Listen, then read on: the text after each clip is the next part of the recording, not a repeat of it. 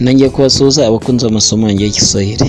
Uyu munsi turakomeje isomo rishya. Isomo rya none ngiye kurera hamwe umwirondoro w'umuntu, uko wavuga umwirondoro wawe bwite, ukavuga amazina yawe, ukavuga aho uherereye cyangwa se aho utuye, uhereye ku mudugudu kugera ku rwego rw'igihugu, ubwo ni umudugudu, akagari, umurenge, uko twabivuga mu Giswahili. Ukavuga icyo ukora, ukavuga ibyo ukunda, se wavutse ryari. Ibyo byose nibyo tugiye kureba hamwe muri iri somo ryacu. Hanyuma umwarimu nk'ibisanzwe ni Emmanuel Uwiringiyimana. Niba ugeze bwa mbere ntugende udakoze subscribe, nukunda iri somo ryacu ntugende udakoze like. Ushobora no gusharinga video yacu, hanyuma ukayisangiza bagenzi bawe nabo bakabasha kujya bigira hano Igiswahili. Hanyuma rero tugiye gutangira, mukurikire. Umuntu arakubaza ati, jina lako ni nani?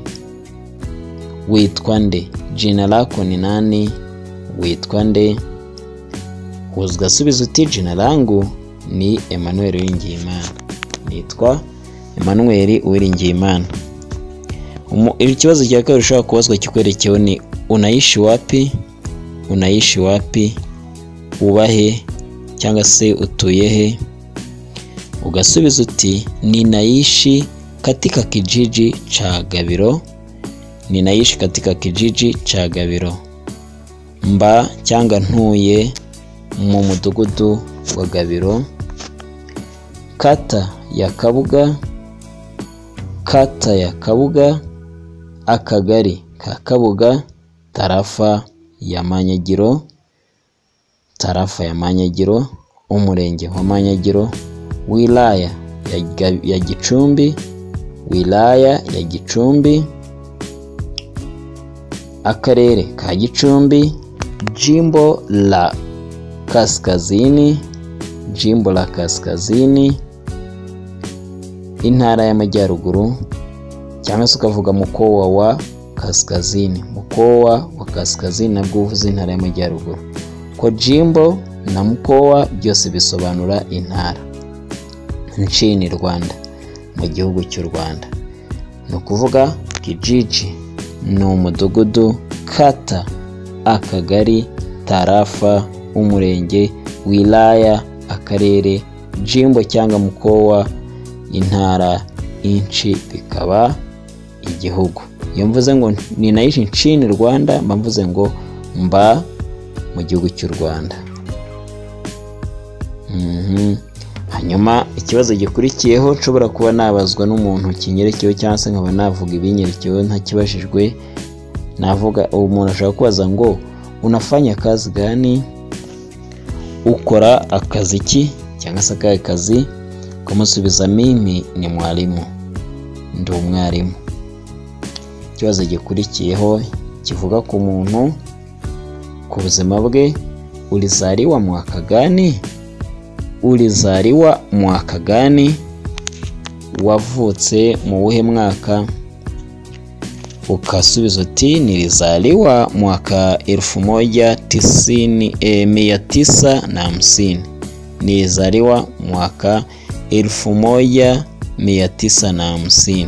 Navutse mu mwaka w'1950. Ni ukuvuga umwaka wo twawufashe nk'umubare usanzwe, ushobora nawe kuba wavuga umubare wawe wundi. Kimwe nuko na biriya bindi by'umudugudu, akagari n'iki n'umurenge, washyiraho ibigendanye naho utuye. Ikibazo kindi kigendanye n'ubuzima bwawe, umuntu ashaka kubaza ngo una watoto wangapi? Una watoto wangapi? Ufite abana bangahe? Watoto na abana wangapi bangahe? Hanyuma ukamusubiza uti, nina watoto watano. Nina watoto watano. Ufite abana batanu. Bizaterwa n'abo ufite nabwo. Ikindi kibazo cyerekeye ku buzima bwacu, umuntu ashaka kubaza ati, ulifunga ndoa lini? Ulifunga ndoa lini? Washyingiwe ryari? ushobora gusubiza uti nilifunga ndoa mwaka 2000. Nashyingiwe mu 2000. Nilifunga ndoa mwaka 2000. Shingiwe mu 2000. Hari ubwo bashaka kubaza ngo unapenda mchezo gani? Ukunda umuhe mukino? Unapenda mchezo gani? Usubiza ati ninapenda mchezo wa kandanda. Ninapenda mchezo wa kandanda cyangwa se ninapenda mchezo wa miguu. Nkunda umupira w'amaguru cyangwa se umukino w'amaguru. Ikibazo cya nyuma ariko atari cyo cya nyuma ku bigeneye n'ubuzima bwa muntu, kuko ibyo wabazwa ku buzima bwawe ni byinshi, nuko twahisemo ibyibanze cyane. Umuntu ashaka kuvuga ati niambie majina ya wazazi wako. Niambie majina ya wazazi wako. Mbwira amazina y'ababyeyi bawe. Ugasubiza uti mama yangu ni Saverine, mama ni Saverina, baba yangu ni John, papa cya data ni Yohana cyangwa John. Hanyuma rero uko byagenda kose iri somo risize byinshi bishobora kuba byaba bitwerekeyeho, uko dushobora kuba twavuga aho duturuka. Munkundire sore zangaha tuzasubire mu isomo ry'ubutaha. Ndabakunda cyane.